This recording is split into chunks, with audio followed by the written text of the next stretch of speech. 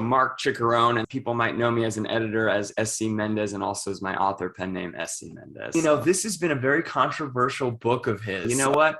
I just am really good at finding ways that don't work. They always tell me this, they go, I love being in Bloodbound Books anthologies because there's always somebody awesome name in there with you in the TOC. And we do a blood drive. So if anyone ever takes a selfie of themselves while they're donating blood and uploads it to our website, we'll send them a free digital copy of a book.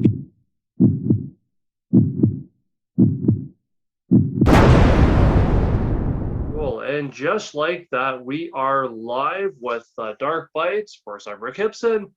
But as always, we've got Mark. And Mark, you just told me your last name. So you've got a pen name as well. So I'm going to let you do the naming here, if you don't mind, because I'm going to totally botch it up. My last name has always been difficult. It's Ciccarone, so Marc Ciccarone, and that's pretty much how I started Bloodbound Books. But then throughout the years, people might know me as an editor as SC Mendez, and also as my author pen name SC Mendez. So thank you for having me, Rick. I'm excited to be here.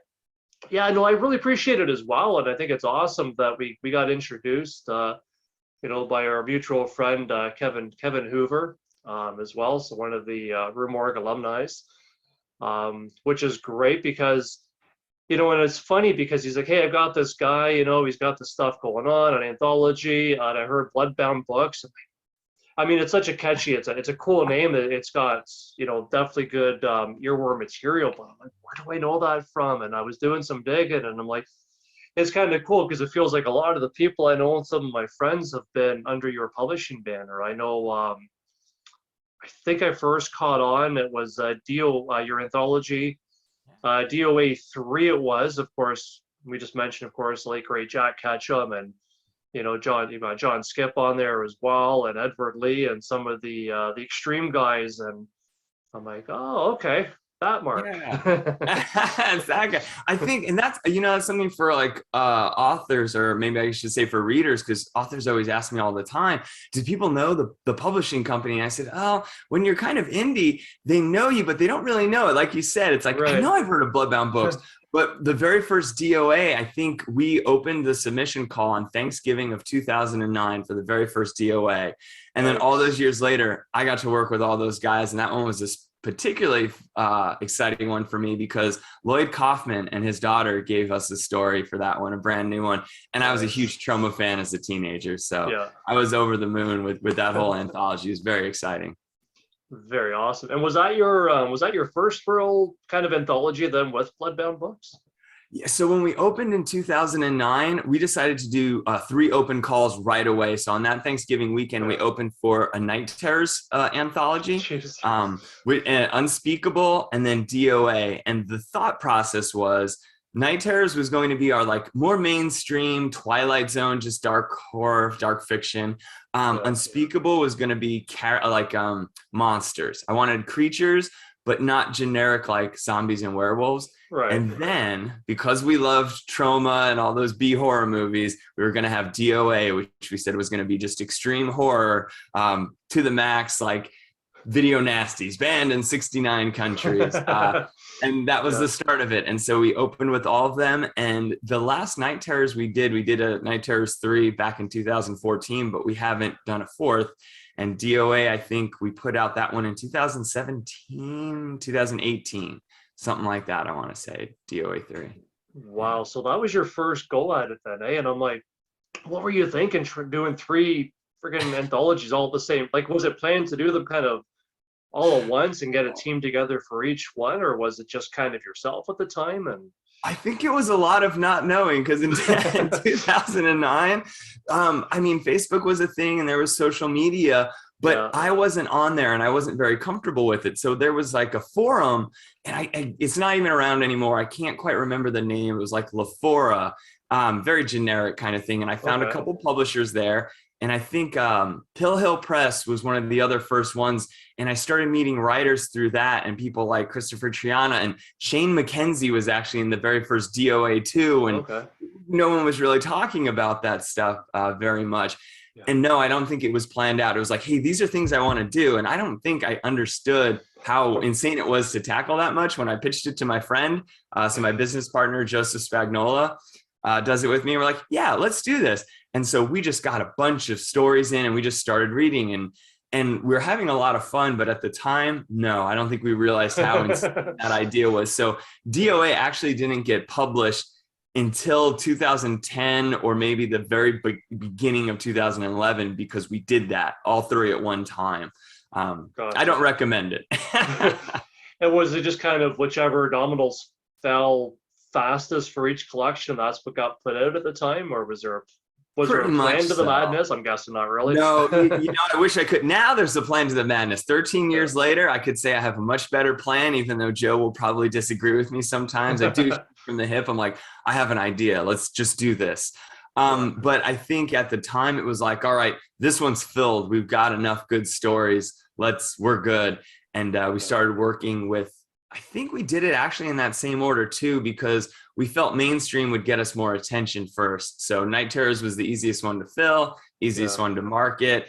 But what turns out is down the road, DOA was the one that has really kept us going. People are still reading that, and there's something to that shock value. So I think if there was another one in one of the series, I think we would keep going with DOA rather than trying to jump back and do Night Terrors again.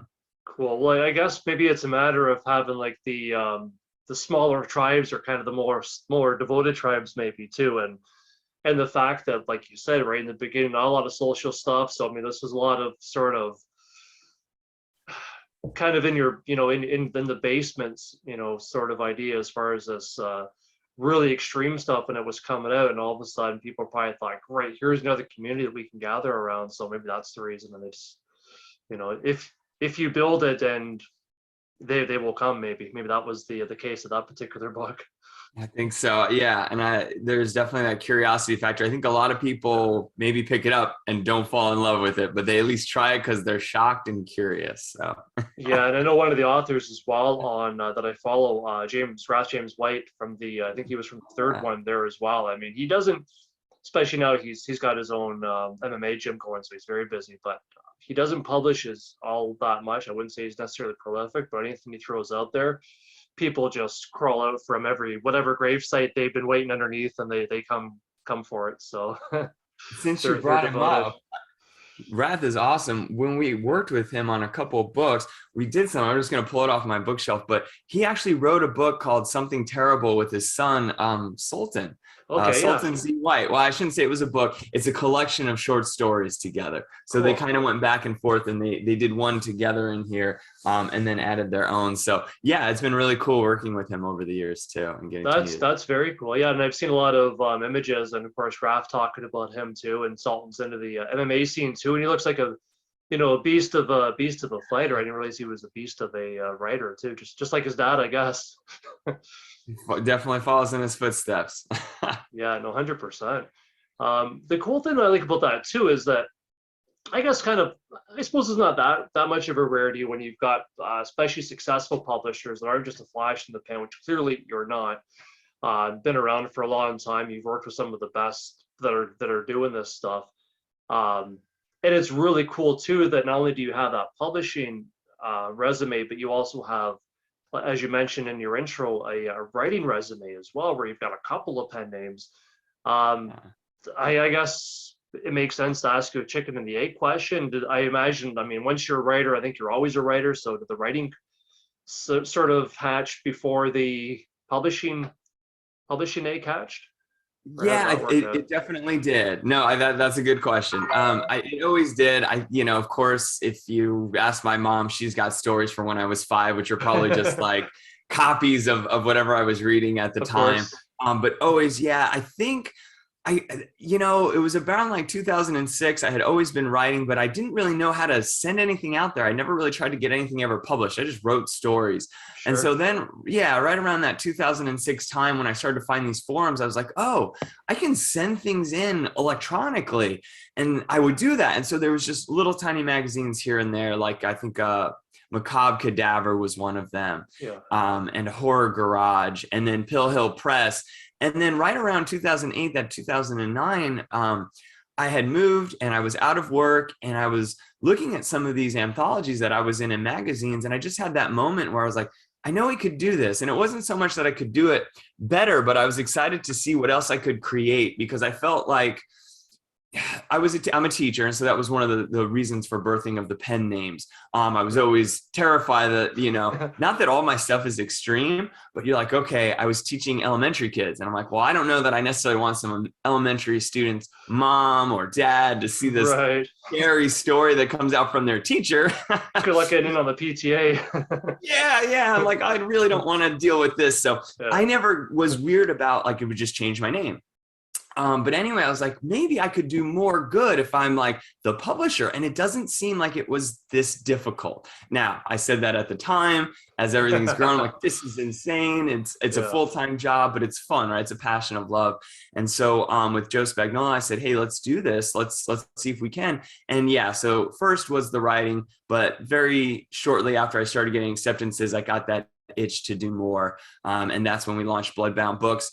And I really have to say that most of my writing, I don't know if all publishers who wear both hats are like this, but kind of took a back seat. And so I used to take like, years to write something longer. And it just was difficult because I was excited about bringing all these other authors out. I guess in a way, it kind of felt like teaching. You know what I mean? You meet these authors, they have some stories, maybe they're not huge names yet, and you get to work with them. And then before you know it, they're off there publishing novels and cruising around in conventions. It was really rewarding. That would be It was super cool to do that. And so a lot of times I put my stuff on the back burner, but I'm happy to be writing a lot more now. I think I have toned it down in this year specifically. You mentioned Blood Bank. We're doing that charitable anthology, but after that, most of it is going to be my own writing and helping out with some like the Splatter Club. I do an anthology with the Splatter Club, which is a Facebook group for extreme horror writers. And I do some stuff with Godless, some independent shorts, which is a distribution platform for indie horrors. Okay. Very cool. And do you do all of the editing yourself as well, or do you have sort of another person that comes in to do that, or is that where a lot of your writing background comes in handy? Yeah. I do most of it myself. Sometimes though, when we have a deadline, you can't read the same thing over and over again, Right. And so I'm like, oh, I love to have someone to do proofing for me. And so we used to have some acquisition editors throughout our time with the company. And those were people that we had hired to do it. Now it seems to be more like I have people who want to do a beta read for me, or someone who just is like, hey, you know what, you've already edited and did all stuff. I would proof it for him. Like, that's great. I would love another set of eyes before it comes out, and I just don't want to miss anything again. So usually it's me, one other person. Joe will look over it. We'll have a couple beta readers. But yeah. Very cool. And that's what and I know it was really interesting when you mentioned too about how when you got more knee deep into the publishing world, that your own writing kind of took a bit of a back seat. And I think that makes sense as well, because I kind of mentioned to you before off camera that I'll be taking a bit of a hiatus in a little while to try to focus on my own fiction. Is that I find it's a very different focus, where obviously if you're just sitting in a chair, ass and seat doing writing for yourself, it's all the inward stuff. But whereas when you're doing the publishing, you can't really think about it so much that way, because it's all outwards. It's all about the the writers you're working with, in your case, the charities you're working with, which is about as outwardly as it gets. And of course thinking about the marketing aspects, your audience, your fan base, and it's all outward. So I think it's, at least for me, I know it's really tough to balance those out without having to kind of push the other one off to the side and be able to focus on that. Like, do you find the same thing, or do you find it as tricky? I know you mentioned that you're kind of doing a little bit of both right now, but yeah, it definitely is different. I think the trickiest part, as you said, is outward. It is definitely easier to switch gears when I think you're working on like marketing and putting other people's books out. And so I'll be the one, and that's still the marketing is still something I'm always constantly learning and always trying to figure out more and more with it, because it's always changing. But I can sit down and make a graphic for the new novel coming out by one of our authors and do a whole bunch of posts and set up a giveaway. And all that is, it's time consuming, don't get me wrong, but it's a different type of mental workout. You know what I mean? And it's very easy to go from that and to switch gears to something else. However, if I was going to write, as you said, it's inward. So I really don't want to be disturbed. I want to carve out about 3 hours of time and know that I can just do this and turn off distractions. I can still take a phone call or do other things around the house if I'm or, a video to render that I did an interview with an author real quick, right? And Yeah. posting something to YouTube. It's much easier in one regard. So yeah, I think maybe it's the mental bandwidth that it takes is different for sure. Yeah, and when you're multitasking like that too, I mean, when you're getting those little interruptions or doing a phone call or whatever, it's almost a welcome thing because it helps to distract you so that you don't get burnt out on one particular aspect out of, hundreds of them, no doubt, for having to wear all those hats. Yeah. Yeah. So That's probably the hardest thing for all indie publishers, is that finding that balance between knowing you need a team to make all these graphics and do all the posts, but also knowing you have the confines of a much smaller budget. And so Right. it's, well, how can I compensate someone if they are going to help us out? If I can't give them the paycheck that a normal publisher would, can I give them free copies of books? Can I give them a percentage of sales? And I think that's what indies tend to find, workarounds in that regard. Yeah, and it's got to be definitely a challenge too, because there's always, you have a bottom line to make sure that you're meeting as far as, okay, this was successful, now we can afford to do another project. But at the same time, you also don't want to, I guess, have an independent book that is competing against other, maybe stuff from bigger publishers that have more of that marketing budget, and you've got a book that's a paperback that's like $30 just so you can pay for all those people. So it's definitely a lot of juggling and balancing act in there. Yeah.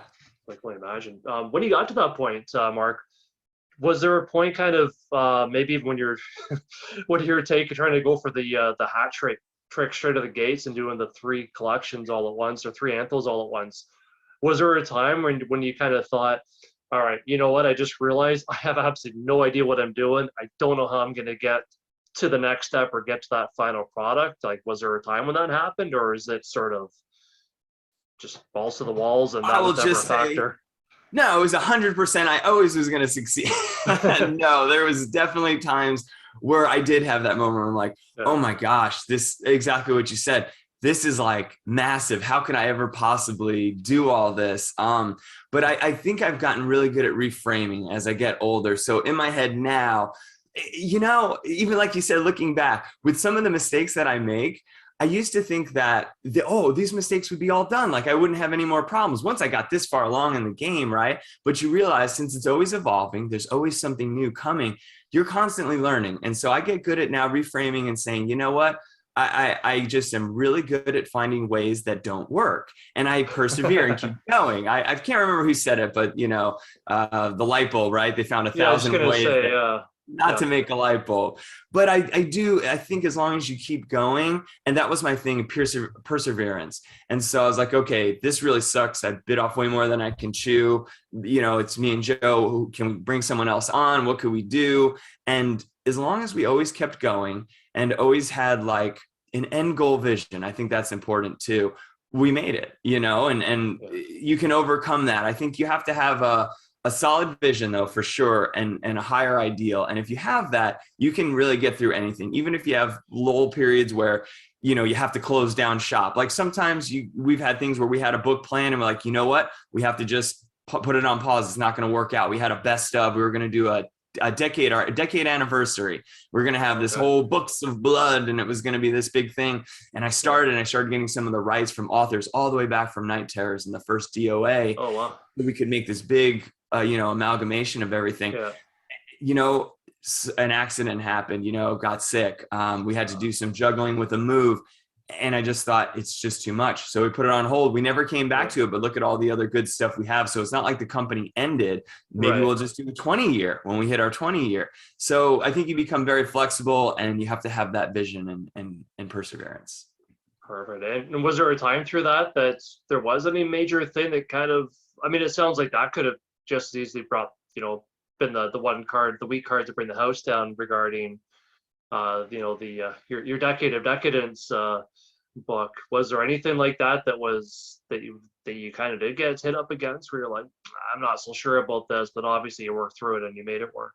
Yeah, there was. So there was definitely, so I even just last year, I've had these terrible injuries. When you certain professions you don't want, but like injuries to your hand, right? Where you're in a cast. So I've had 2 different ones like that where I've been like, I just don't know if I can do this. But I went through and I would have one hand in a cast and I just typed with one finger, you know. Yeah. We had times with money troubles, you know, and then I found out a better way. You know, there's things for writers, and I do a podcast with Lucy Lightner called Horror Business, where we share some of our what we've learned through our time doing this. So maybe people don't have to make as many mistakes as us, whether they want to be publishers or independent writers. And I found there are some, I don't want to say tricks, but there are some tax advantages that people don't always just tell you about, and ways that you could leverage debt and you could fund yourself and you could basically bankroll your business so you didn't have to be bankrupt and go out and not also put your own personal life in debt. So those were ways that I found to overcome it. But yeah, definitely. So between accidents, money troubles, stuff like that, every once in a while you've got like, well, in this culture, I don't know if I want to call it cancel culture, but everyone's very touchy. Well, and we live in a world, very touchy, right? And we live in a world of horror, which predominantly is supposed to make people feel as uncomfortable as possible. Right. I like to think that there's a reason for the story. And if a story is making you uncomfortable, maybe there's a lesson to learn in it. It doesn't necessarily mean that what we're writing about is good, though, you know, the good thing. But these authors could get canceled at any moment. People could be picking them apart. They could go off the deep rail. So you might have that as an author, and you might think that's the end of the world. Like, I'm sorry, if you're the publisher and an author loses it, or someone wants to cancel your book, and you just gotta like step back and say, okay, wait a second. This is one person, and you have a whole library of work that you've done and a brand that you are. You just got to let that stuff go. But that does feel very daunting. You feel like, well, I can't come back from this one, but you can. So all those things I think happen. They happen to me. I'm sure as you write more, they can happen to you, you know, but you're just going to have a vision and a goal, and people know who Rick is. You know, the more I think you're out here and the more you do these podcasts and show your personality, it circumvents that, you know, to a point you can start to alleviate some of those problems that could come your way. But yeah, those are some of the things we butted up against. Cool. Yeah. And I could see how thick skin would definitely be needed to develop. I know one of the guys that's going to be in your charity anthology, Jeff Strand. I mean, it's great because I think you follow him as well. I think we share him as a mutual FB friend.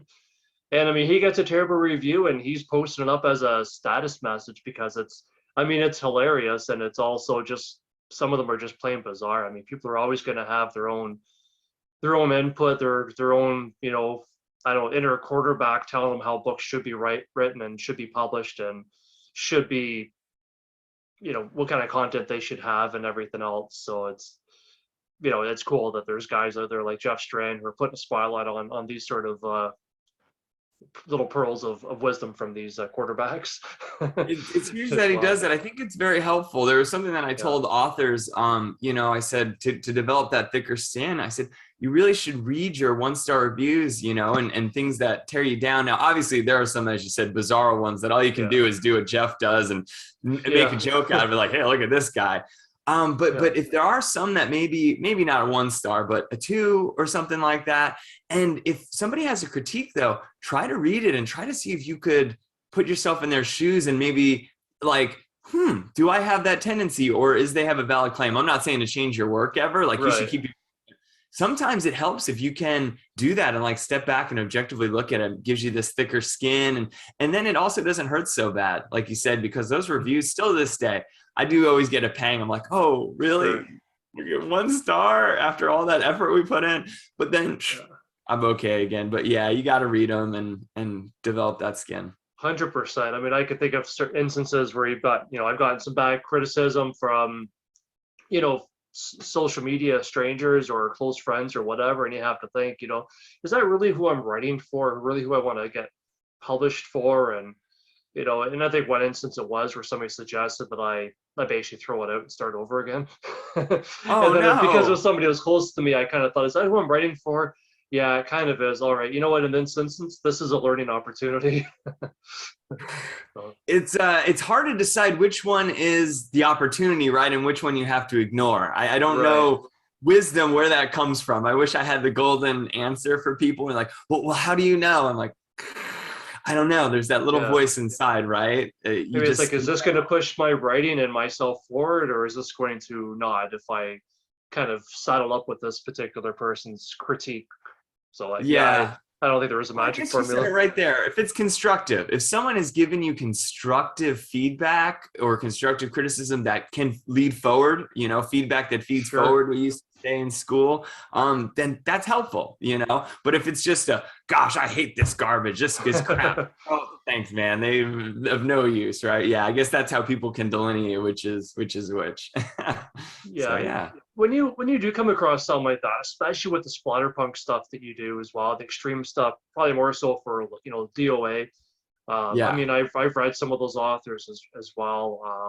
I've read I think at least half of Rath, James White's his collection. It was funny because I had some here. I was going to grab them to I usually put up stuff as a reference point. So I could say like this one here, and I've got the wrong shelf beside me here, so I'm not sure Oh, where his that's books are, but trust me, they're over there. But yeah, I mean, you obviously get the point. I mean, his stuff is so extreme. I mean, I saw somebody today that just came across, the Resurrectionist, and saying about how like the first chapter is like some of the most, disturbing, unsettling, disgusting stuff I've ever read, and then it gets darker. I mean, do you yeah. find that some authors like that, like if you get some pushback from people that maybe they didn't know what to expect, or maybe they thought they were extreme enough for some of this stuff, like do you when that happens, you just gotta whatever, or like do you feel like you Yeah. gotta go to the PR polls or It really, it work with really the author? depends on the author sometime. I guess so with Wrath, something that's cool about Wrath, and here I do have one because I'll mention it because we're doing something for the hardcover of 400 Days of Cool, please Oppression do. Nice. for the Blood Bank anthology. But with Yeah. someone like Wrath, he's so confident, I guess is the correct word, right? He is okay taking all of that on. It doesn't Yeah. really matter with him. If you've seen his Facebook feed, right? Like, Oh yeah. how He's a there are people, I beast. don't want to say they're confrontational, right? But it does not, he's like, your opinion is not going to change my writing. Yeah. I hope that's what he would say too, but that's how I feel. There are other Yeah. authors who I've worked with who are much more fearful, who are like, oh man, I don't want to have this happen. And I've had people I've worked with, and I guess I don't want to drop a name at the moment just Sure. because the book's in the works, but a great book, but there was like one part where it could totally be misconstrued. And I'm like, oh, this is teetering. I don't want to censor you, but I also want you to be aware that you do open yourself up for some issues. Are you willing to address them, or you just want to, what do you want to do? So I try to, as I read a story or I read a novel, I try to keep that in my mind to at least mention it to the author. Some of the things that I think about is, for me, I go, well, I'm just a publisher, and I'm also sometimes I'm the editor, but sometimes I'm also not the editor. We've had guest editors come on where they've pitched us an idea. I'm like, that's awesome, run with it. And they pick a story. Well, this one I will give an example because this already happened and everyone knows about it. Crash Okay. Code was an anthology that we did, and the person who originally was going to be editing it, their name was Kevin Holton. So he was a male at the time, and you've got to forgive me because I might not have the words absolutely correct, but they were also going through a transition. And so Okay. once the anthology opened and started up, they came to me and said, oh, you know what? Things are changing, and I'm actually going to be known as Quinn Parker. I hope this doesn't change anything, and please refer to me as she. I was like, oh, okay, we can totally do that. Yeah. So I just changed some of the graphics. Now it's going to be edited by Quinn Parker. Nothing really mattered, but in there is definitely a transgendered story. And what's fascinating to me is somebody on Twitter got mad, like, oh, I can't believe this publishing company would do this and blah, blah, blah. Wow. They go to tweet it. And so I said, well, just so you know, there was a trans woman who edited this anthology. They picked it. So I would assume they'd have a good gauge on what they wanted to put in there. Right. But for me, I also look at it as a story. So whether something bad happens to a trans individual, whether it happens to a non-trans, I guess a binary person, you shouldn't do anything bad to anybody. It's a horror story. So there's probably a message or a moral. You don't have to identify with the act and that was what the point of the story was. Maybe there was something to learn from the bad act that was done. So I try to frame these things in my context of that. Just because, I watched a movie like Taxi Driver when I was a kid, I don't condone anything about Taxi Driver, but it's a psychological story. It teaches you something. It shows you different viewpoints. So that's what I'm trying to do. And a lot of readers might not get that, and that's okay. But I think you have to tell the author, tell the editor, say this is what you're opening yourself up to, and if you want to move forward, let's move forward. Let's make art. And art, I guess, isn't always pretty, but as long as something is not blatantly, like over the top, there's nothing redeeming about it. Does that make sense? Like if it's just torture porn that's against a certain gender or a certain which it's something like DOA, maybe our very, very beginnings. Right. Kind of seem like that. I've become a lot more conscious of stuff. Now I think there's always, we say blood, guts, and story. There's always a point, I like to think, to our stories, if that rambling made sense to you. No, it really did. And I definitely see your point with that. Like it's one thing to have just sort of gratuitous, shock for the simple act of shock value, but I think the story definitely should take precedence no matter what the content is, no matter how extreme, how disturbing, how unsettling, because it's probably the point. I mean, there's, obviously we all know about Jack Ketchum's The Girl Next Door. And again, not to, beat a dead horse to death, but, again, Ralph James White, a lot of his stuff too is extremely graphic. And that's the point. Like it's to get the conversations going with how you feel about that. And I think that, I mean, through stories such as that, and probably the ones that are scattered through a DOA, I mean, if you get something, undesirable fluid or whatever stuck to your shoe, there's going to be a point to it. It's not just there for the sake of grossing you out. There's a conversation to be had around it, and actual emotions that are getting tapped into, whether you like it or not. And yeah, I think that's a good thing. Yeah, I mean, how do you learn about these things? I thought that's why we have stories and plays and dramas, right? Right. It's to help us learn and to discuss these topics without actually engaging in them, and to really, as stories for yourself, right? You read it, it reflects something in you, how you felt. It shows you something about those characters. And so now, like you said, you're learning and starts the conversation. 400 Days of Oppression. I think so many people could not get past parts of it that they miss this amazing ending and kind of some of the points of what maybe Wrath was trying to put across. So they missed out on it, but that's okay. They probably have other ways of that conversation, but people like us who are horror, who like that, this is how we start those conversations and discuss it. So I really love how you said that. Yeah. I mean, I even read another friend of mine, he's also a teacher, and I won't say his name, but I was reading part of his story, and this is somebody I've known for years, really, really good individual. And there was a part of the one story that, involves some pretty gratuitous, sexually oriented stuff going on that was so unsettling, so disturbing that my knee-jerk reaction was to think, is there something going on here? Like, do I need to have a conversation while I've got, and I don't know what's, it just made me really uncomfortable. But then, of course, as you're reading through it, you got to think, well, why am I uncomfortable? Why is this making me uncomfortable? And what is the point of this? And of course, as you read on, it obviously pertains to the story. And then when you're able to look at it as a whole, after the fact, then it makes a lot of sense. And you're able to, there's a reason it was supposed to be uncomfortable. It's probably something that was really uncomfortable for the author to write as well, but it served the story. Like you said, it's art, and art's not always pretty, but it should always be honest. And sometimes it's not a pretty world we live in, and how else, we can ignore it, or we can try to question it and learn from it and somehow be able to cope with it as best as we can. And we're not going to do that by shoving it under a cover or hiding it away in some vault and burying it in a desert or something, never to be seen again. So that's the wrong approach, I think. Yeah, I think that was kind of part of the evolution of Bloodbound Books then. So our tagline nowadays is spreading, or our mission too on the website is spreading hope through dark fiction. I think at some point over the 13 years, and I can't pinpoint exactly where it was, we got to that stage, kind of like you said, we've put a lot of this graphic stuff out there in the world, really enjoy it. It's like, well, what's the next thing to do? Do we just continually put out more and more books forever? And it was like, well, how could we give back? We've done all this stuff. We've created a lot of crazy content. We've been known as extreme publishers. We've branched out into coloring books and to podcasts now and greeting cards. And it's like, okay, let's give back. And so that was kind of this idea of like, okay, well, now we might be putting out this crazy content, but not only is it showing you something about you, some of it's going to, right, the read better, be better, like blood bank, or some of it's going to, we do a blood drive. So if anyone ever takes a selfie of themselves while they're donating blood and uploads it to our website, we'll send them a free digital copy of a book, because we're like, well, you know, if someone wants to read and they're donating blood, that's an awesome, cool thing. Maybe it'll help spur people to donate blood. That is so cool. What a great idea. Is that, sorry to interrupt you, but I'm excited about that that's idea. great. Been looking for a good excuse to go and get more blood too. Is it US only? Is it regional, or how does that expand?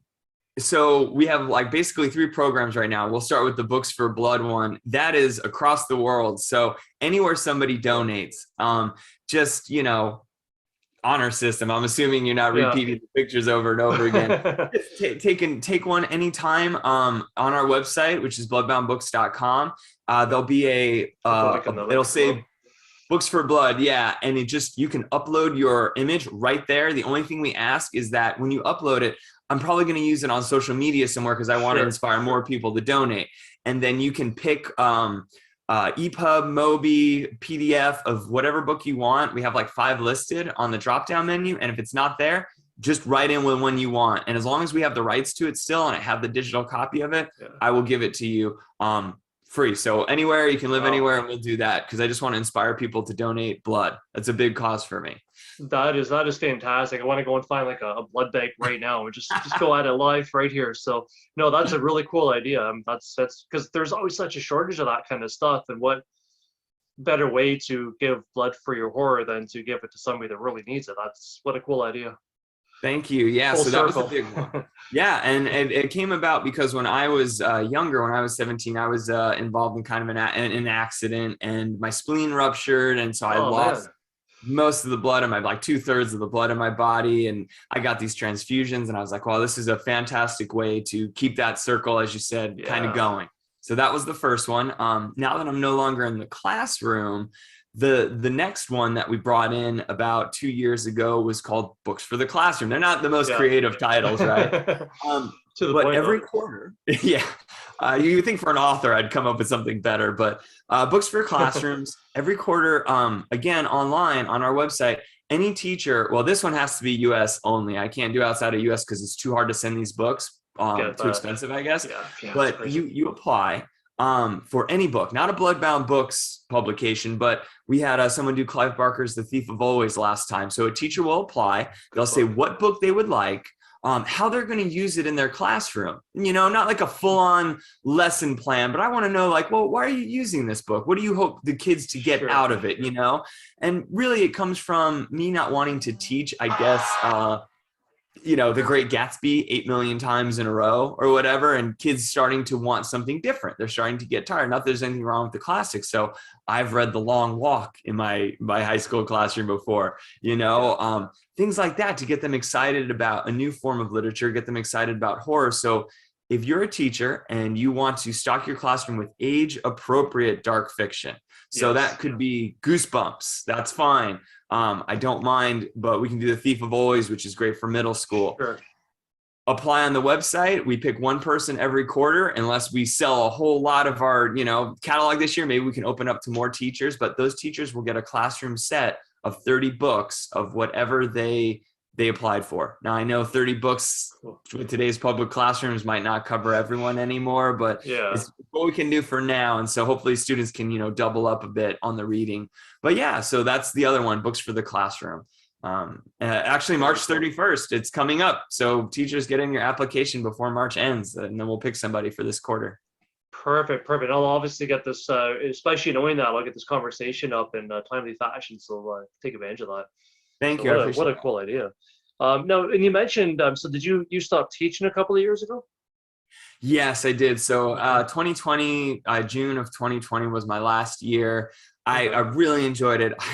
I do severely miss my juniors and seniors. I was going to ask what you taught.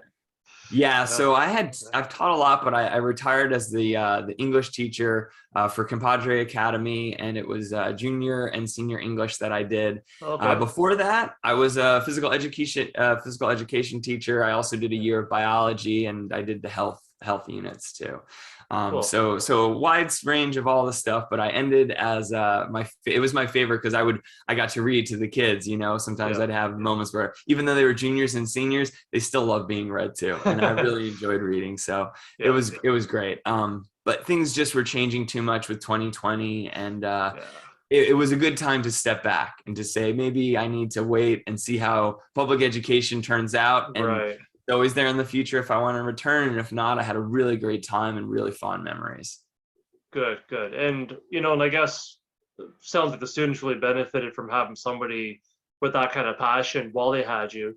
And it sounds like now your fans and your authors get to be greedy too, because now I would imagine they get a little bit more of you as well, and Bloodbound Books gets more of you, and Yeah, I get so to it's expand all that in. other stuff. The writing Yeah. too, like if I was teaching, the time that I was using for teaching, I can now use for my writing. So it's a good trade-off for me. And so I guess maybe if I get my catalog of titles, to where I want, I Yeah. might head back to the classroom. You never know. But yeah, you're right. I do get to give more of myself in a different capacity. It's that evolution, right? It's always Right. giving more. How can we expand it? And I think giving to classrooms across the country, it takes what I could do for my students, and I get to keep expanding. I think that's always the thing: get bigger and bigger your reach.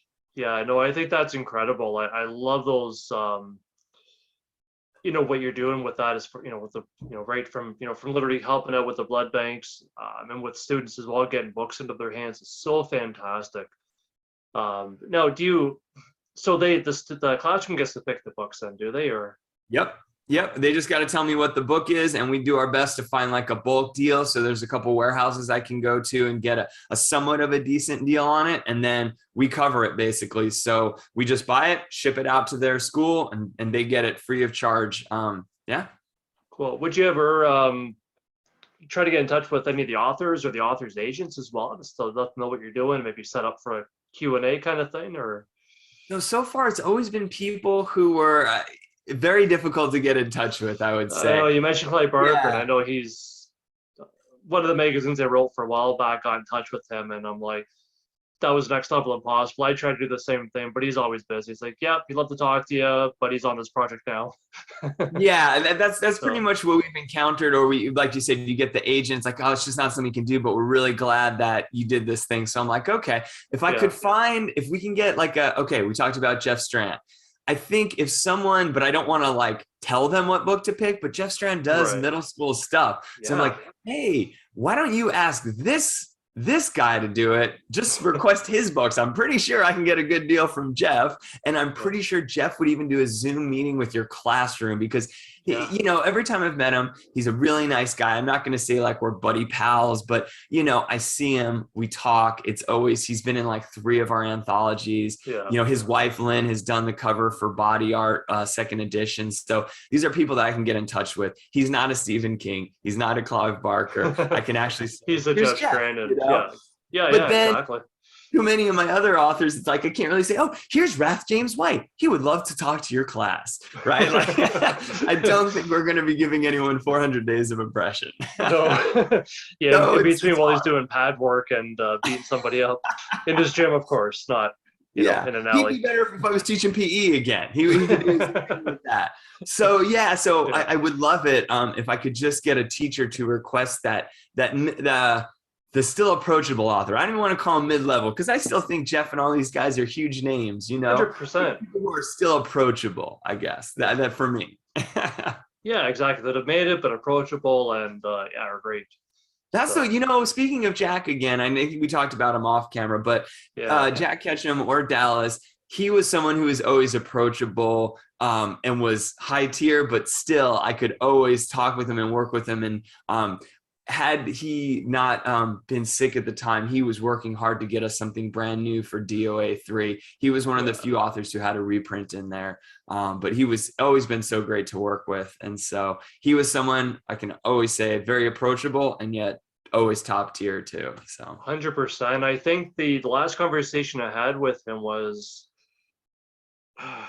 maybe like 4 or 5 months before he passed, unfortunately. And I believe that might be what brought DOA into my my peripheral.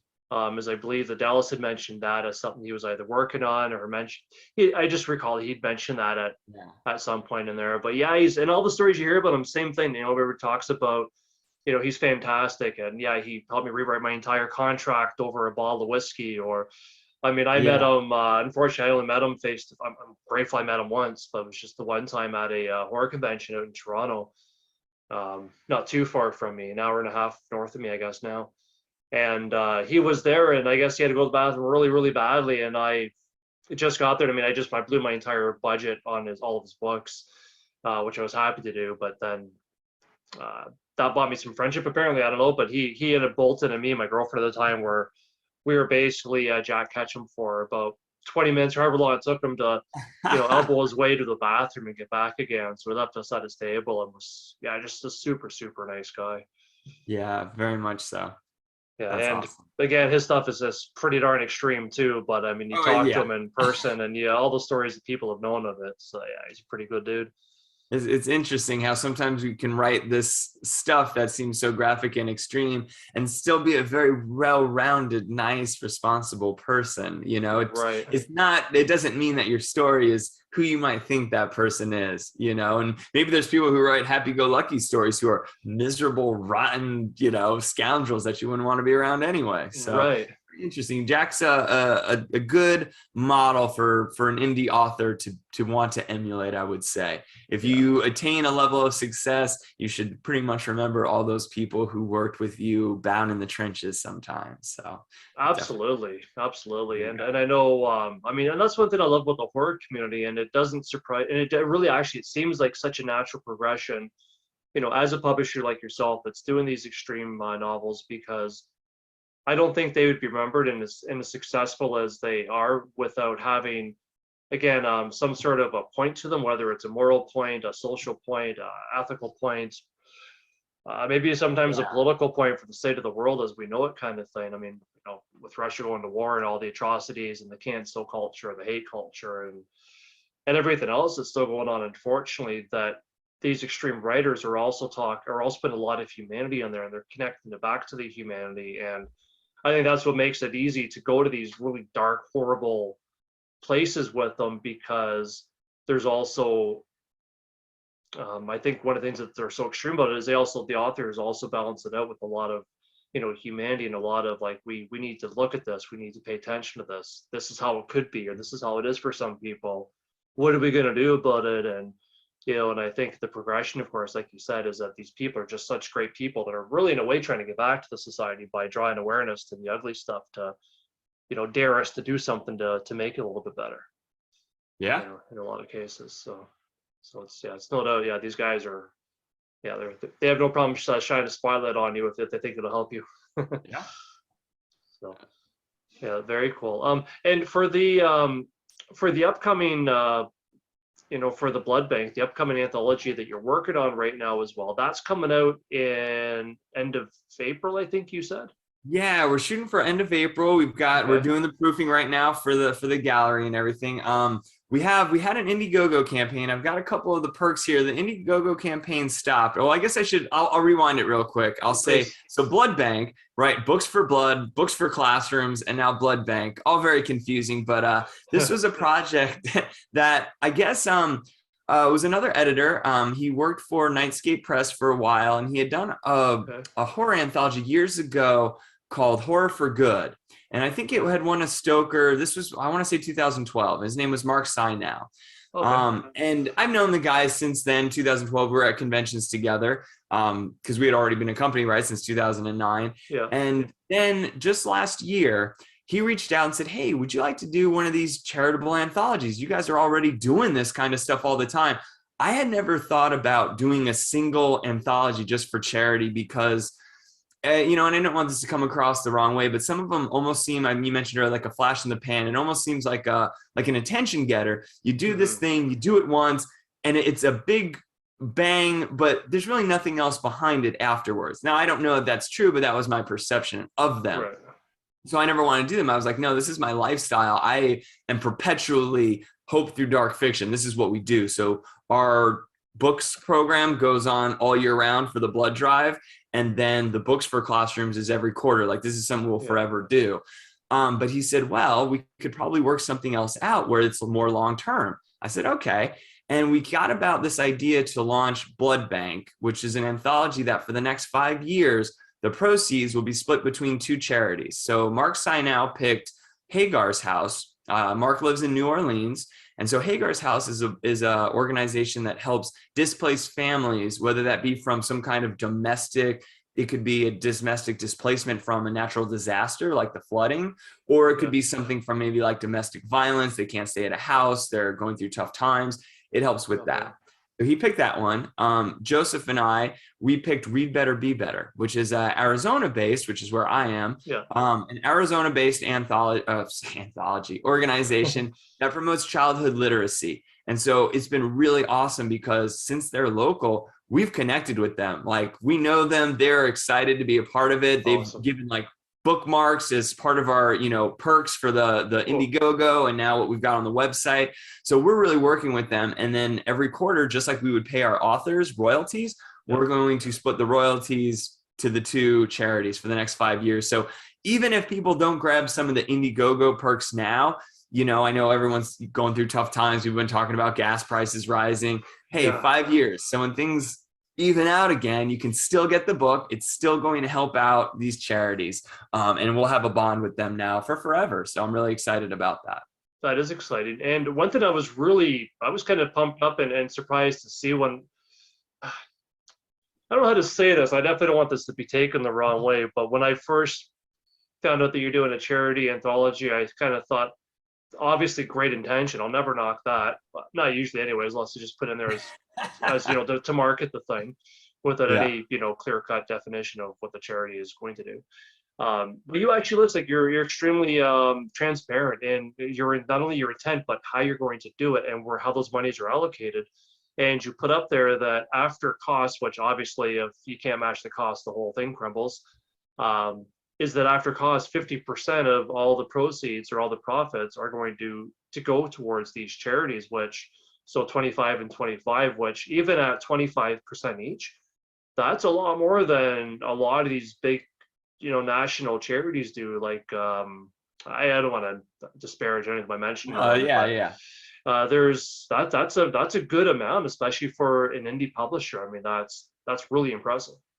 Well, thank you. Yeah, and that could be so much if people, if the book takes off. So for the perks, so we had a couple tiers, and I'll go over them some because the Indiegogo only lets you run for 3 months. So that just came down. And so I started transferring everything over because there's no reason why we can't continue doing this. And I think even if let's say, we talked about if we didn't make the cost, it would crumble. I'm still going to 100% do the anthology. But even if it took like an extra month to make back paying the authors and getting all of the production taken care of, we'd still be able to give them money. Which is good. But if you don't do it ahead of time, I'll say this now for the authors listening and the publishers, we have a couple spots open for full page ads in the anthology if they would like. So in the back of it, we'll run a full page ad. Those you would have to buy though relatively soon because it is going to come out at the end of April, but I can slip them in with the layout designer pretty easily. So those are ones that you can purchase on our website. It's a full page black and white ad. Whatever you want. It could be as an author or it could be as a publishing house. I guess really you could put any business in there, actually. Sure. I don't want to say if you're an artist, if you're a toy collector or a toy retailer, you put it in there. You're going to be introduced to a lot of dark fantasy readers and a lot of horror readers. So it could be perfect for any of those outlets. We'll take ads. We've got about 6 spots left if anyone wants to do an ad. The other one that you could get right now up there that's kind of cool is a copy of the paperback book signed by me, Joseph Spagnola, and Marc Ciccarone as the 3 kind of editors compiling it. As well as that, you would also get a producer's credit in there and all of the bookmarks. And so rather than having a full page ad, you could put your company or you could put yourself in the acknowledgments, and we're limiting that to 25. So it's not going to be like hundreds of pages, like just so us to grab $1. You'd actually have a very small acknowledgement section. So those are kind of somewhat. What'd you say? I said, so at least you'll stand out somewhat instead of there's my name. Yep, it's number 89. Yeah, like was it zips by on the movie credits, the little tiny. You can actually say, "Oh, I had a part of this," and we'll make it big, so it wouldn't be something you could be actually proud of it, right? We have a couple of other things that are limited. If I may hold some of them up, please do. I want to see these in real life. We have some greeting cards. So if you know the movies, they're very funny. So Hellraiser, such sights to show you. You know, I'll just hold up one more. The Clown for Your Birthday, canceled. We found a replacement. So we have these from Jaws, from Gremlins. That's great. You can get a whole pack of those. They also come with bookmarks. So we have a package of art, basically. Very cool. We also have, I'll do two more. I have a cool art one also. So not in the form of greeting cards, but in the form of a coloring book that is actually age appropriate.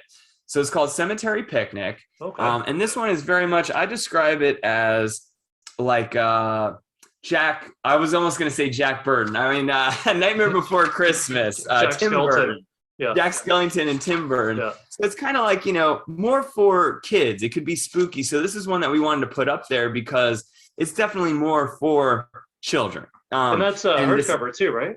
That one's a hardcover. I was testing some things out, but we do have it in. I only have one of the arcs, but it is obviously just in a regular coloring book too, that people can pick up. And in that package, Sean, who's also a tattoo artist, I'm going to be with him at Texas Frightmare. If anyone listening is going to Texas Frightmare, I'll be there. He also has prints that we're adding into the coloring book. Can you hold that up a little bit higher, if you don't mind, Mark? Sorry. Those are gorgeous. So it's another coloring book page that's loose. And then there's two prints. I'll hold them up one at a time. Oh, that's nice. And if I can, that's good with my camera. He signed all of them and they're limited. So this was number 49, but they're limited to only 100. So the coloring book package gives you the coloring book, not a hardcover, with the coloring book, these three prints, as well as his stickers from this kind of creepy, Edward Gorey kind of inspired kind of Tim Burton art. Oh, that's cool. I'm a big fan of stickers. Yeah, so all these come in the package, and I think everything's pretty reasonably priced. It's a little bit more than maybe you would get. Sorry, a little bit more because we want some to go to the charity. Of course. Yeah. All the prices have shipping already included. Yeah. If anyone's outside of the US, it does get a little tricky for that. So they should just contact us. Just send the email over to me at editor@bloodboundbooks.com, and we'll find a way to make it work. Maybe you can pay for the shipping, and then I can send it out, or help us cover it half and half, something like that. Because it is hard. I always hear international readers are like, "Oh man, US only, US." I'm like, that's because it's like $30 to ship a book. Yeah, I know. I was looking at a book the other day. I'm in Ontario, Canada, and the book itself was $18, and the shipping was going to be $40. And I'm like, oh. I feel bad for them, but I don't have a better way. In the US, I can do with media mail. It's like $5. But I don't know. I don't know a better way of doing it. Sometimes, You know what though? If someone's really interested in it and getting one of these things, let's just email and maybe see if we can find a way. Yeah, I know. We all see like ambassadors of, by the border or something. They're willing to receive things and just mail it internally from the country. I don't know. I've had to do some tricky things like that. Or hey, I'm going to come into Canada here. We'll be over in Niagara Falls. Great, mail it then. Please mail it there. And I don't know, but so we have kind of perks like that. Oh, there is. So for Ras, since this was something that we put these out a long time ago, the 400 Days of Oppression, and he's still actually going to get his royalties for this, but we raised the price a little bit so that we could give some of our portion to the charity, because we actually had these for a bit. It's also a nice cover. Nice, right? It's also limited and signed from 100. What happened with this? I love the cover. You see how glaring it is. Yeah, really glossy. Give us gloss. We had asked for matte, and it was definitely a mistake. So they reduced the price for us, which was nice, but we still really wanted matte. They didn't. But for whatever the reason, this has been a very controversial book of his. So we're like, you know what? let's take the extra ones that we have that weren't bought by the diehard fans. We raised the price a little bit so we can give to the charity. So if you want to get yourself one of the limited signed numbered Wrath James White 400 Days of Oppression, it could also be picked up on that page too. Nice. See what all the fuss is about. Wrath will thank you, and so will the charity. Absolutely. So that is fantastic. And that's a big predominant thing of all your titles and novels too, is that you're obviously pretty picky and you work pretty closely with your cover artists as well and your illustrators. Yeah, I think you got some beautiful work. Cover art has evolved so much. As like I'm looking up at our shelf, I think in the beginning, gosh, I don't know. You know how like sometimes are you into like maybe like some old heavy metal bands like Motorhead and Slayer and stuff. So sometimes I have this idea in my head like, oh, I want this like album cover looking, and like I look back at some of our older titles, I'm like, that's a really cool looking album cover. I don't know if it was a good book cover. I know, right? You know what I mean? And then you learn as you go on, and then working with someone like Lynn Hansen or some of these people who do the full cover wraps, you're like, okay, gosh, I know what I wanted, but this is actually what sells as a book. And they kind of work with you and talk with you, and they'll be more than happy to do what it is you've asked, but they'll also 100%. Give you some guidance and say, you might have better time marketing this, because if you have a book that's splattered in blood and stuff like that, it doesn't always get front page billing on Amazon and Goodreads and stuff like that. So exactly. I was actually chatting with Lynn on the podcast here a few weeks ago, and she was talking about that and about how a lot of the times the authors, once they say this is what I'm looking for, she says this is what I got for you, they're like, it's not quite what I was looking for, but it's actually a lot better. And when she explains the purpose of the changes and maybe how some of their ideas may not translate so well into an actual sellable cover, she'll explain why that is, and it's it's cool. I mean, I think she's fantastic, and that she really involves the publisher and the authors along with for that journey, so they understand it, so they're not just like, I don't know about this. Oh, it'll do what? Yeah, this is great. Yeah, and so that's one of those obstacles that you asked about earlier. What I didn't know in 2009, I wanted a cool picture in 2009 when I started. Now, 13 years later, I'm like, okay, I need a cover that's going to be allowed to be shown for starters on ads, because if you put too much graphic stuff, you're right off you can't even do it at all, So I need that. I need it to look a certain way. And so, you change and you evolve over time. Well, it's funny because I think I have over which shoulders. Yeah, I don't know if you can see it there. But, Eddie. Eddie from Iron Maiden, speaking of great covers. Yeah, absolutely. So that's exactly what I want. I wish I had some of I don't have like a book that I want to grab right at this. Okay. There was an old Slayer shirt. Speaking of and this is a matte one, of the very first DOA, right? Nice. Yeah. Okay. So there was an old Slayer shirt where there was Slayer, that chalk outline, a pool of blood, and there was the Do Not Cross Slayer on it. And I was like, that's what I want for this cover. Well, this is not exactly a very sellable cover, but it's one of those cult classics. Yeah, exactly. It's not on the most recently bought of Amazon, but it's near and dear to our fans and myself. So 100%. Yeah, man. But it's so funny how what works on, and I mean, you could even see that too, I suppose, in like I mean, I think like, for example, like Eddie, he always does his best work when he's on like a nice big open vinyl record where he really opens up, but then like you said, you shrink it down, and to have it placed as an actual book cover with the author's information on there, or maybe a synopsis, it doesn't work. You're like, it kind of gets lost in the rush. Yeah. So new authors, publishers, go hire Lynn, go hire real designers. Don Noble I've worked with before from Mystery Republic. All nice people. We'll steer you in the right direction. So, and speaking of steering in the right direction, thank you for that segue. Is I want to talk to you about how you kind of steered with the the Blood Bank anthology. You've got some fantastic authors on there, several of which that I'm very familiar with, like Jeff Strand, Wrath James White, Triana. I've heard of some of their work, but I've heard great things about it, but I haven't picked it up. Obviously Neil Gaiman, same thing. I've read some of his stuff. Neil Gaiman, do you really have to say anything more than that? And there's several authors on there that I'm not that familiar with that I would like to get more familiar with.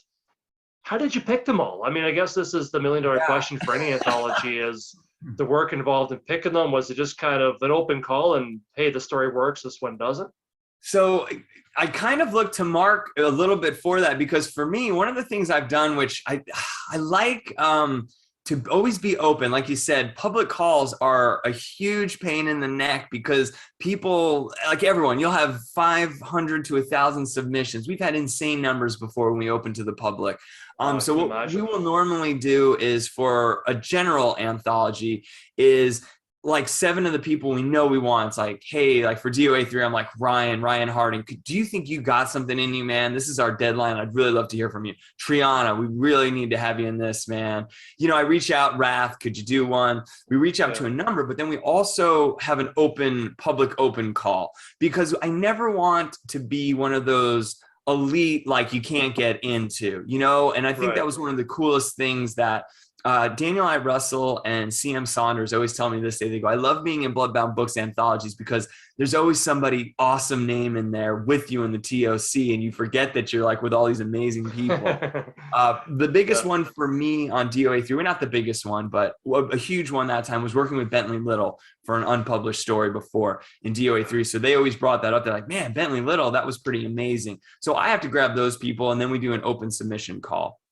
But it's very, very time consuming. For something like the Splatter Club, which me and K-Trap Jones and Joe Spagnola, we run on Facebook, we only take members of the Splatter Club because it's kind of like a writing group to promote that type of splatterpunk fiction. And so every year we publish an anthology. So obviously you're a member, you're in there. It's a little bit of a smaller pool.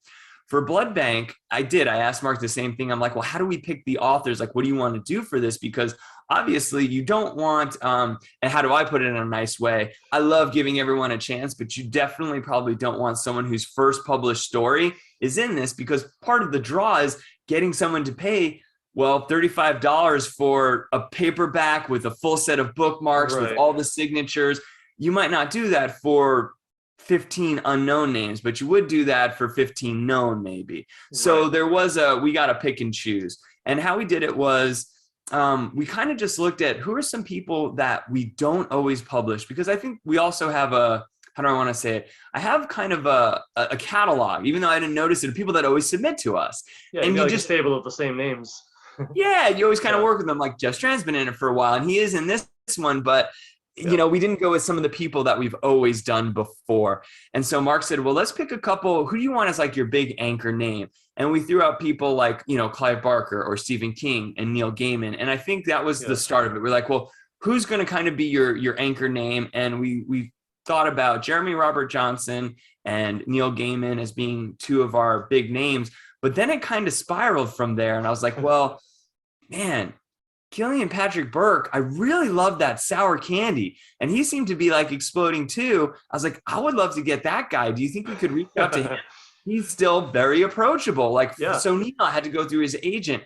So you could think like, well, I've never worked with Burke before. And now that was an opportunity. So I feel like he's a name now, you know? And I said, well, what are some female authors who are names that we want to snag before they reach the agent tier, you know? And I guess that was kind of what it did. We were looking around at names of people that on our friends list too on Facebook that we just talked to, that we were approachable still. Joe Kaplan, super approachable. She was very nice. Livia Lewin, very approachable, super nice. So it was kind of just like a round table of who do we talk to, whose fiction do we like that we actually haven't worked with all that, either never before or not that much. And that's where we started. And then there was a couple people that I've been working with in other capacities that I really wanted to shine a light on. So I think the youngest writer in the anthology and the newest one to the game is Mona Kabani. And I met her about 3 years ago. She was an Instagram reviewer. She was also an author, but I didn't really know she was writing all of her stuff at the same time. And I kind of I wanted to send her some stuff. She really enjoyed our anthologies. We started a correspondence. Speaking of Chris Triana, I kind of put them in touch. And they're developing, you know, writing. They went to a convention together. Oh, that's so cool. So, super cool. So I'm like, well, this is an awesome thing. I'm like, Mona, do you have a story? I'd love to feature you in there. She's like, I can do one. I can do one, definitely. So she wrote us something and it worked out. That's the right answer. Another guy, right? Yeah. She's like, oh my God, I love Neil Gaiman. I'll do it. Another guy that I've been working with, 2 people actually that I've been working with in these podcasting is Lucy Lightner and Joseph Sale. So Lucy Lightner is relatively new for me, even though she's been around for a while. She was published with Necro back with Dave Barnett, right? And she did Outrage Level 10 and Working Stiffs. So she's been in the game for a while, never worked with her. And suddenly I'm talking to her all the time, like, Lucy, you should be in this. Joseph Sale, same thing. He's edited so many anthologies, ones that have been up for Stokers, but he's more of a behind the scenes guy. Kind of like being a publisher, people forget about the editors sometimes. I know the editors. I'm like, bro, you got a story? He goes, I got something. And so that's kind of what it was. It was like shining a light on people that I've known that I haven't worked with yet. And then people that I kind of just, you know, haven't done a whole lot with. I'll do one more. Max Booth, the third. He just came out with his, he had a movie made. And actually he was a part of that for his latest novella. And we need to do something. Sorry, that's what it's called. We need to do something. And for Lori, though, his wife, I've been working with her, Lori Michelle. She does the layout for all of her books for years. I'm like, oh, I've never had Max in Anthology. Like, I'm going to ask Max, you know? So just kind of things like that. And that's kind of how we went about doing it. And it was really awesome. And some of the authors have been, I won't even say which names, but some have donated stories to keep that low. And some, the cost, right, low. And some have said, hey, you know what? I'll take a certain amount of books in place of a payment. So even though it's still a cost to you, like if you would normally pay me like 5 cents a word, what if you give me the equivalent in that many books? And then they have books that they could maybe sell themselves and still recoup some money, and it promotes the anthology. So I'm like, okay, that's probably saves us a couple hundred there. So people are being very charitable, even though we're still paying certain authors. Everyone's kind of working together. So I couldn't be happier. You know, it's been really cool. Yeah, no, that is really awesome. And I mean, again, that just goes back to shine the big light on the horror community as in general. I mean, just amazing giving people that really do give a crap about, you know, helping to alleviate. It's funny because obviously their bread and butter is on making people uncomfortable and terrified, but they're also there trying to help make the world a little bit less terrifying and unsettling for. So it's a weird dynamic, right? That it is. You got to bend your head around that a little bit. So, and I think that's what makes it so, you know, it really, when I look back, it makes perfect sense that I'm a teacher and do horror. You know, it's like, it's the two halves of me. There is that chaos of me that still learns from these stories, still kind of enjoys an aspect of them, but there's a kind that doesn't want that ever to happen in real life. And so how do you make it work where we learn from it? Like you said, like a Twilight Zone, there was always a moral at the end. How do we learn from it so it never happens again, and kind of teach the next generation? And because not all of us learn from a rom-com, you know, not all of us like comedies. We like different tastes. And so this allows all of us to have, even if we're a smaller niche of horror people, but that's okay. And you can get all the wrong stuff in there as well, too. I mean, it's Jeff's funny stuff. Actually, Jeff Strand is the only funny story in the anthology. That's the one we're doing a charity one, since it's not, you're not picking as the overall picture. You're kind of, it's almost like an all-star lineup, and you're hoping they all play well together. Because, you know, if some of these people give you a story, you're not going to say like, oh, I don't know, I don't really like that Jeff Strand one. I'm like, no, dude, you gave me a story and I love your work and I know you're a good name that would help promote this. So let's do it. So you have some really dark stuff, and then Jeff's like this hilarious little snippet in the middle. I'm like, oh, well, Neil's is kind of funny too. So I'm like, let's put those two kind of together and break up the... Exactly. I kind of get people's guard lowered so that the next one will really get them. I know, right? It's like, speaking of Clive Barker earlier, I mean, one of his favorite quotes in his books, Books of Blood, I believe. Yeah, it was Books of Blood, where his quote was, what was it? You know, what's a resurrection without a few good laughs? And I remember, you know, Jeff Strand fits that to a T. I think one of the first books in general that I ever reviewed in for Rue Morgue was his book, The Sinister Mr. Corpse. And it was such a cool book because, I mean, you read one part of it, it's so scary and disturbing and terrifying.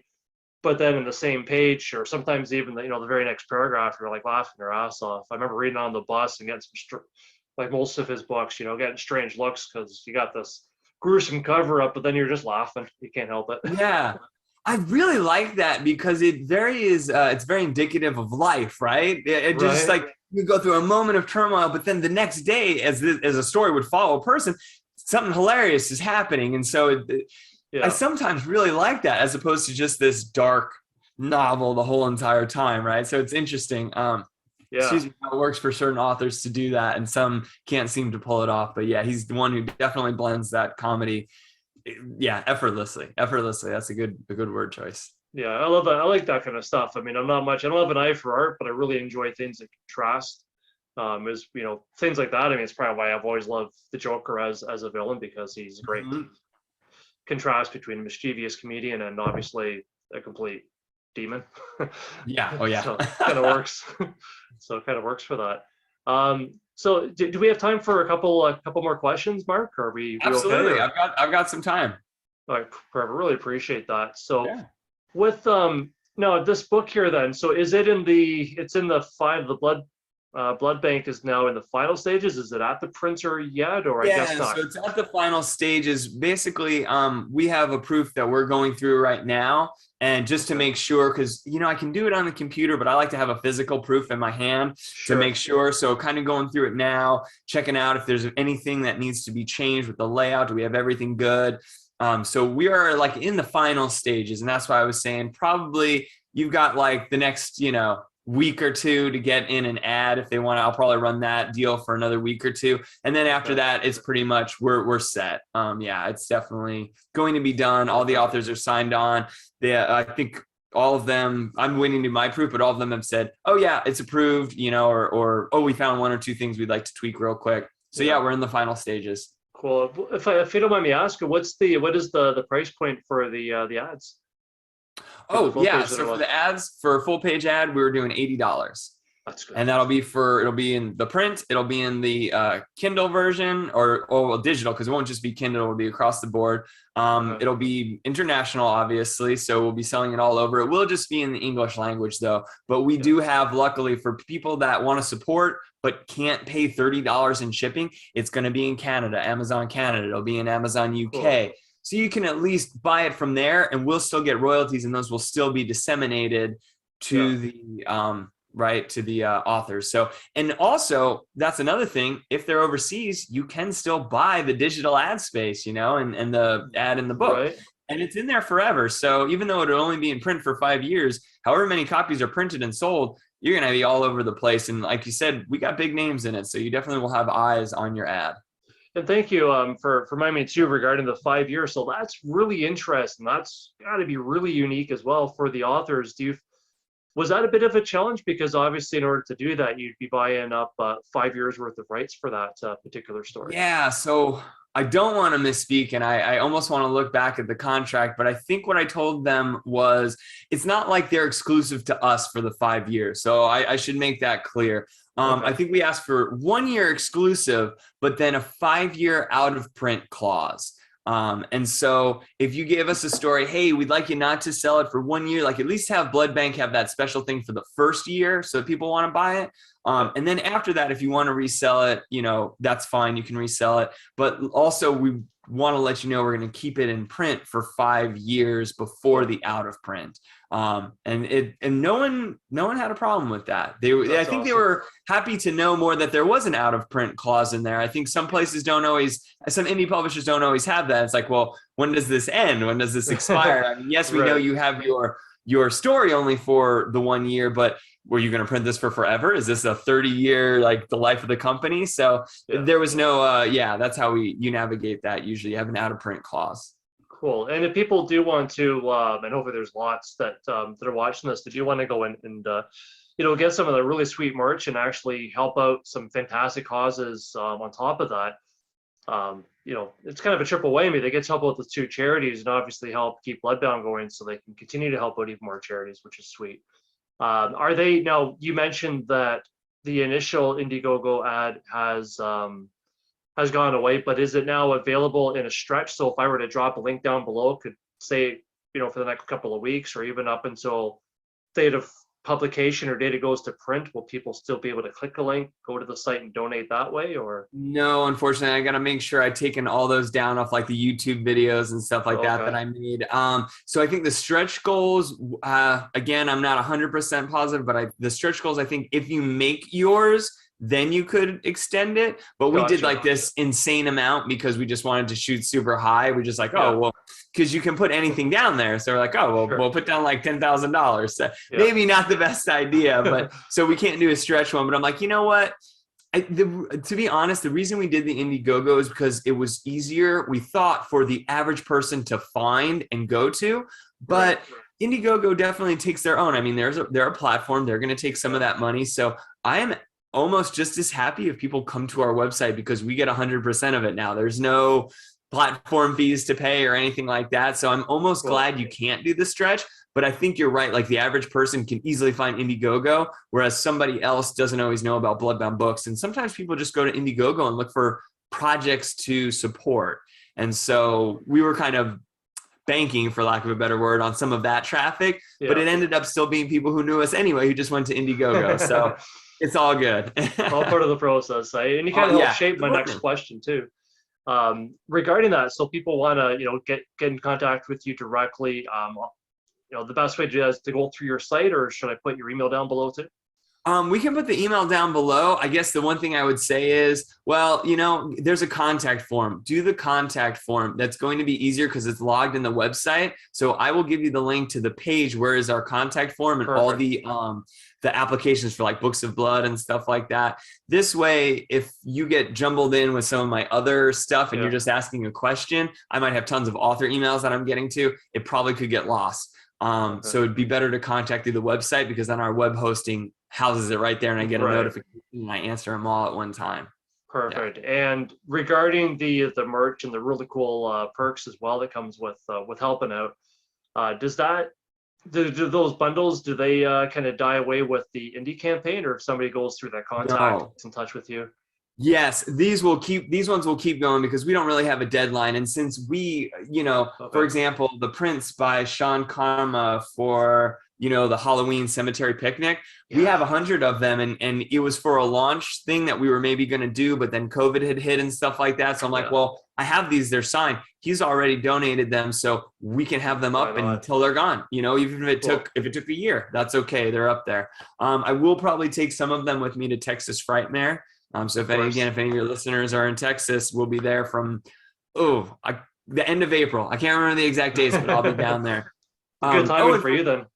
Yeah, it's going to be awesome. And for anyone who, I have my own books that I will sign, and you have to kind of make an image and put a name and a price on the website. But let's say you have 2 of my books that are listed there, but you don't have 2 others.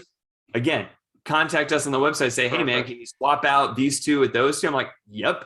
It doesn't bother me at all because again, they're all about the same size. It's going to be all about the same shipping. I would gladly sign books that you don't have yet, rather than books you've already got. So we can, I'm very friendly.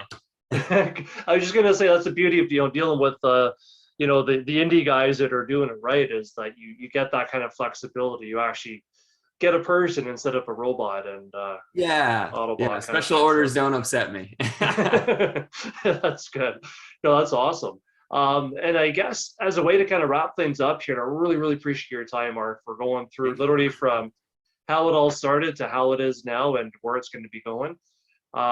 So people that are contributing to this anthology, that I guess it's going to start getting printed out and I guess ready for ship towards the end of April, early May kind of thing. Yeah. So people who are on the blood bank campaign, I have to learn a little bit more about when all those funds get released. I didn't learn all of that stuff yet, because it's so interesting how they take everything. But we're looking at end of April, so it will be printed, and we think that we should be able to get all the shipping of people who bought stuff mid to late May. I've already seen myself. There's going to be stacks of books and a signing party. Joe's going to come over. We're going to sign all the book plates. We're going to just be packaging for I think 2 or 3 weekends. So sometime towards the end of May. But of course, that's for the actual book. If you get one of the perks though, I can really send those things out whenever. It's just if you get the actual paperback or the Kindle that require us to sign it, it's going to have to wait until, because it's got, Mark is in New Orleans. So he's going to get the book plates first, then they're going to come to me and Joe in Arizona, and then they're going to go out with the book. So I'm thinking people should get them by the end of May. So it'll be a summer reading. Perfect. Take it on the beach and scare the hell out of yourself. Heck yeah. And speaking of which, so for folks that do pick this, Bloodbound books up and help out, What kind of stories can they expect to read? I mean, I know you mentioned Jeff's and Neil Gaiman's is a bit of a lighter side, which is really interesting about Neil because he certainly straddles both sides. They usually have Full of Wonder and all of his stuff. But what's the gamut of material and content that people can expect? I'll keep them light because some of these authors have been very awesome about saying they would like to come on if you'll have them and chat on some of their stuff. So I won't steal any of their thunder, but you know how I said it's like an all-star team, but you can't always pick which stories it's going to be. It's darker than I thought it would maybe be for supporting like kids charities and stuff, but it is horror. I think you've got a good round. I'll say there's some cosmic horror thrown in there. Okay. I'll throw that in. So Neil's a little bit of cosmic-y. Keelan Patrick Burks is that, and also Joseph Sale. This idea of almost like, you know, the dark elder gods coming in, kind of. So you have some of that. We have got a creepy clown doll from Joe Kaplan. Dolls are always nice and creepy, right? Yes.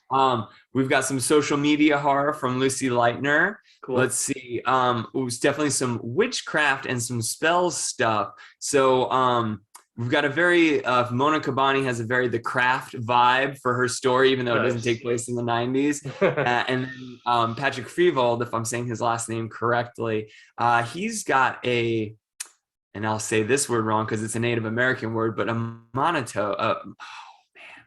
It's basically a spell, but for Native American. I can't think of the name right now, but that's got that Native American folklore and a monotone. And I know I'm saying, do you know the word that it is? No, I don't. Sorry, I'm letting you. Okay.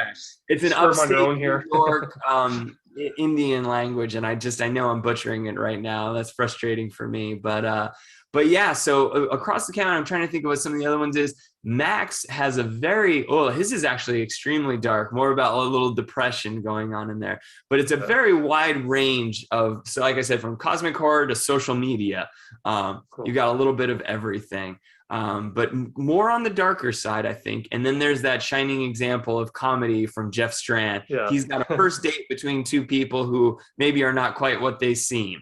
And so that's his light note on that one. Perfect.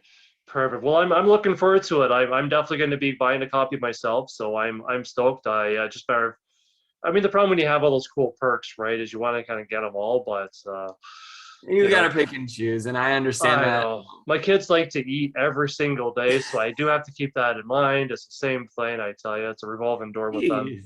I just fed you yesterday. What is it, right? Ask a lot from Dad. They really do.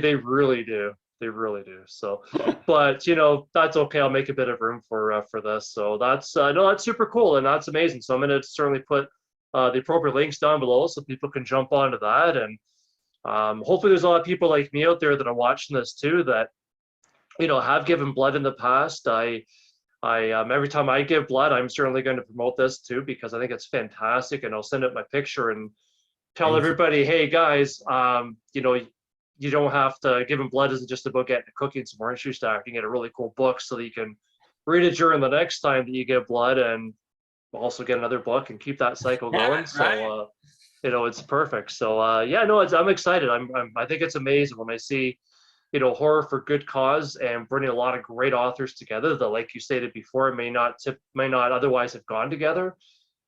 I can't think of any downsides to what you're doing, Mark. So thank you very much for doing what you do, and to please keep doing it. So I appreciate you. Thank you for all that you just said, and thanks for having me on. Thank you, absolutely. And I do look forward to chatting up with some of your other authors as well. Clearly sharing that passion so we can keep that fire alive and get to know some of the blood bank donors within the book. Absolutely. Cool. Well, thank you very much, Mark. Did we touch on everything? Was there anything else you want to shout out at people, or? No, I think that's good. I mean, if you want to just check out any of my work, SC Mendez, you could check out. I'll just throw it real quick. I have one of my first novels is The City, and then I did a sequel called The Order of Eternal Sleep. If you're into cults and conspiracy theories, perhaps with your horror. And then I'm finishing up that kind of saga and trilogy now, and I put out a lot of free short stories as I do this stuff a lot of times on Godless, and I always post it. So if you're on Facebook, feel free to connect with me on there, and you'll get a whole lot of giveaways and stuff like that. And yeah, until next time. Perfect. I will be sure to put that link down there as well so people can start their collection. Thank you so much. Appreciate that. Great. Thank you very much again, Mark. Really appreciate this, buddy. Thank you. All right. Bye-bye. Bye.